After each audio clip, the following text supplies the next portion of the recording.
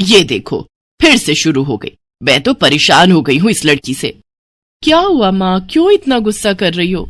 गुस्सा न करूं तो क्या करूं? हाँ, कब से आवाज लगा रही हूँ, लेकिन इन मैडम को एक बार में सुनाई कहाँ देता है। ओहो माँ, आप ही देखो ना, मैंने कितना सुंदर डिजाइन बनाया, बस इसी में ध्यान लगा था मेरा, शायद इसीलिए आपकी आवाज सुनाई नहीं दी होगी। अच्छा बताओ क्या काम है, मैं ये बाद में पूरा कर लूंगी। कुछ काम नहीं, खाने की थाली कब से लगा कर रखी है, अब महारानी को फुर्सत मिल गई हो तो चलकर खा लो। अच्छा खाना खाना है, अब आप शुरू करो, मैं बस 2 मिनट में आऊं। हाँ हाँ पता है तेरे 2 मिनट। इतना कहकर हिना की माँ सुमित्रा गुस्से में वहां से चली गई और फिर खाने की मेज पर। अरे क्या हो गया, इतने गुस्से में क्यों हो भाग्यवान? अब आप ही समझा लीजिए अपनी लाडली को, मेरी तो एक नहीं सुनती। हाँ तो क्या हो गया, तुम पे ही तो गई है।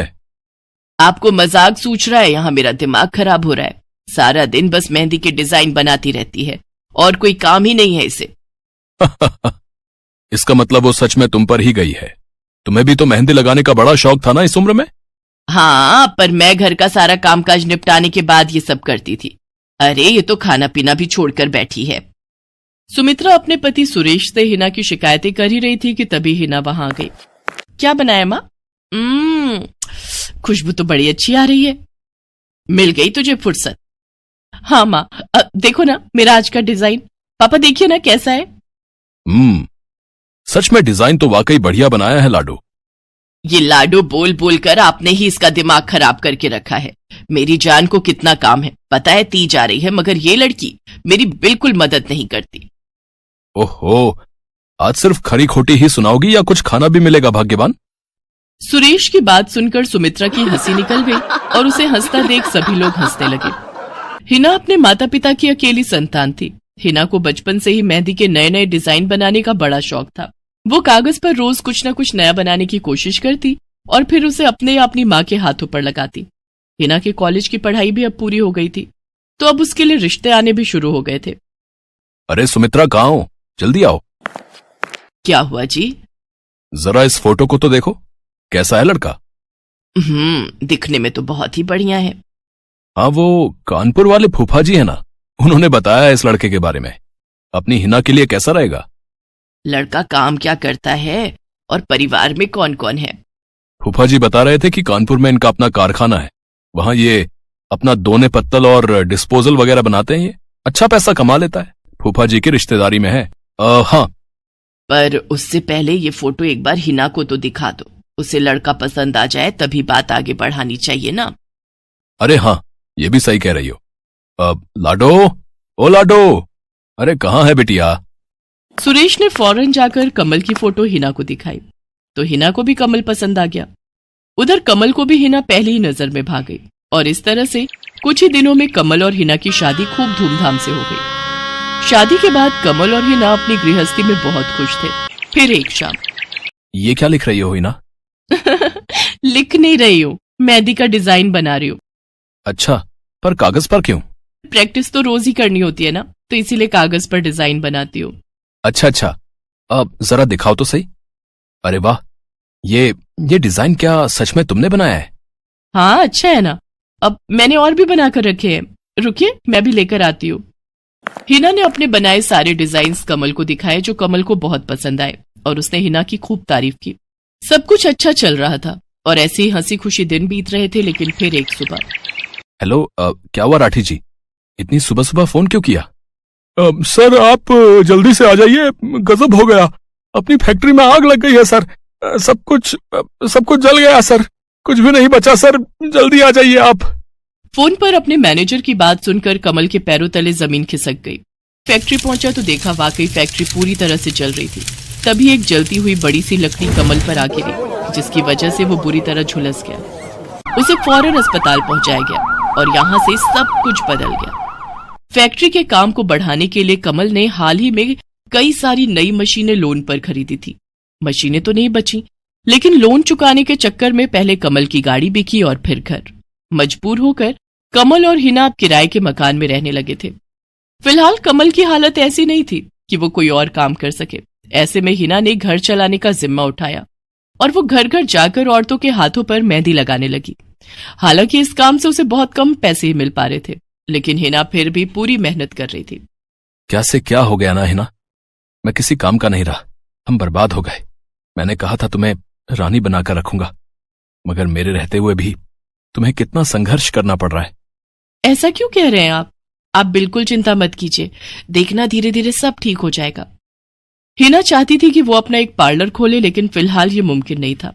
मेहंदी लगाने का काम भी सीजन पर ही मिल पाता था, तो अब दिक्कत खाने पीने की भी होने लगी। ऐसे में हिना ने एक सेठ के घर मेड का काम करना शुरू कर दिया। और फिर एक दिन, सुन, तुझे कोई मेहंदी वाली पता है क्या? क्यों मैडम? अरे वो तीज आ रही है ना, तो मेहंदी लगवानी थी। हाँ, बाहर इतनी गर्मी है, अब ऐसे में कौन बाहर जाए, तो घर पर ही आकर कोई लगा दे तो बढ़िया रहेगा। अब हाँ मैडम, मैं बहुत अच्छी मेहंदी लगाती हूँ, आप मुझसे लगवा लो। ना ना ना, अगर खराब कर दी तो? तीज की पार्टी है मेरे यहाँ, मेहंदी तो बढ़िया ही लगवानी है मुझे। मैडम आप बिल्कुल चिंता मत कीजिए, और रुकिए, मैं अभी आपको कागज पर मेहंदी का डिजाइन बनाकर दिखाती हूँ, फिर आगे आप ही तय करना। इतना कहकर हिना ने फौरन एक कागज लिया और कुछ ही देर में उस पर एक बहुत ही सुंदर मेहंदी का डिजाइन बना दिया। और फिर, अरे वाह, ये तो सच में बहुत सुंदर है, बिल्कुल नया और बहुत ही खूबसूरत डिजाइन है। अब तू ये डिजाइन मेरे हाथ पर भी सेम टू सेम लगा देगी ना? हाँ मैडम, आप मुझ पर विश्वास कीजिए, मैं बचपन से ये करती आई हूँ।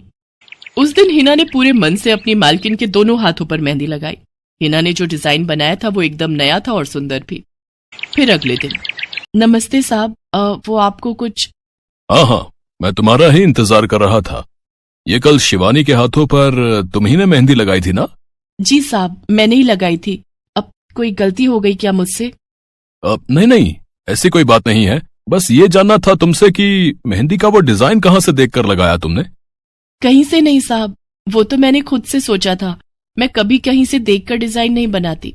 अच्छा, अगर ऐसा है तो जरा ये कागज और जरा इस पर एक मोर की थीम पर बेस्ड एक डिजाइन बनाकर दिखाओ, पर याद रहे डिजाइन बिल्कुल नया होना चाहिए। जी साहब, बस 2 मिनट दीजिए। हिना ने बस कुछ मिनटों के अंदर वो करके दिखा दिया, जिसे देखकर उसका मालिक साहिल मल्होत्रा हैरान रह गया। वाह, सच में कमाल है ये तो। अब तुमने डिजाइनिंग सीखी है क्या कहीं से? नहीं साहब, सीखी तो नहीं, लेकिन मुझे बचपन से ही शौक है मेहंदी लगाने का, तो बस इसीलिए। समझ गया। देखो हिना, तुम्हारा हुनर लाजवाब है और तुम्हें अपने इस हुनर को ऐसे बेकार नहीं जाने देना चाहिए। जी मतलब? तुम्हें पता है ना, मेरी फैक्ट्री में लेडीज कपड़ों के लिए कपड़ा बनता है, लेकिन काफी समय से मैं परेशान हूं, क्योंकि सूट साड़ियों वगैरह के लिए मेरे पास नए डिजाइन की कमी पड़ गई है। लेकिन अब लगता है ये कमी नहीं रहेगी। बोलो, बतौर डिजाइनर मेरे लिए काम करोगी तुम? जी साहब, बिल्कुल करूंगी। ये हिना के लिए सपने के सच होने जैसा था। अब वो काम वाली बाई से एक डिजाइनर बन गई। वो साहिल की फैक्ट्री में बनने वाले कपड़ों के लिए हर रोज नए नए डिजाइन बनाने लगी, और इसके बाद साहिल के फैक्ट्री में बनने वाले कपड़े की डिमांड काफी बढ़ गई, और इसके चलते हिना को भी उसके काम की बढ़िया सैलरी मिलने लगी। हिना अब अपनी कमाई से न सिर्फ अपना घर खर्च चलाने लगी, बल्कि उसने शहर के बढ़िया डॉक्टर से कमल का इलाज भी कराया, जिससे कमल बहुत जल्दी ठीक हो गया और उसने भी काम करना शुरू कर दिया। पर इस सब में पूरा 1 साल बीत गया और एक बार फिर से तीज का त्योहार आया। देखिए तो कैसी लग रही हूं मैं? बिल्कुल चांद जैसी लग रही हो। हिना ने नई हरे रंग की साड़ी पहनी हुई थी, जो उसने खुद डिजाइन की थी, और वाकई वो उसमें बहुत ही सुंदर लग रही थी। हिना, तुम सच में बहुत बहादुर हो। मैं तो उस हादसे के बाद उठकर खड़ा ही नहीं हो पाता, लेकिन तुमने सब कुछ ठीक कर दिया। तीज का ये त्योहार ही इसलिए है जी, मैं आपको कभी कुछ नहीं होने दूंगी।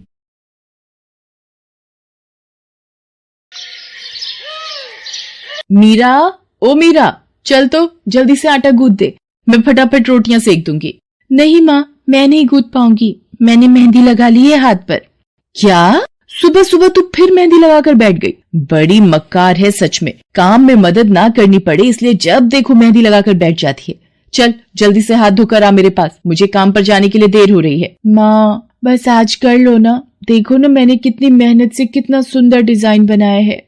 लेकिन जैसे ही उसकी नजर मीरा के हाथों पर पड़ती है, उसका गुस्सा पल भर में गायब हो जाता है। वो मीरा से कहती है, अरे वाह मीरा, तूने तो बड़ी सुंदर मेहंदी लगाई है। हाँ माँ, वो शांति दीदी ने मुझे एक किताब दी थी कल, उसमें बड़े ही सुंदर सुंदर डिजाइन बने हैं, बस उसी में से देखकर लगाई है मैंने। सुंदर है ना? हाँ बहुत सुंदर है। अरे लेकिन मुझे तो ओफो, फिर लगा लिया ना तूने बातों में। पहले से ही देर हो रही है, ऊपर से तू भी मेहंदी लगाकर महारानी जैसे बैठ गई है। माँ, तुम इतना परेशान क्यों होती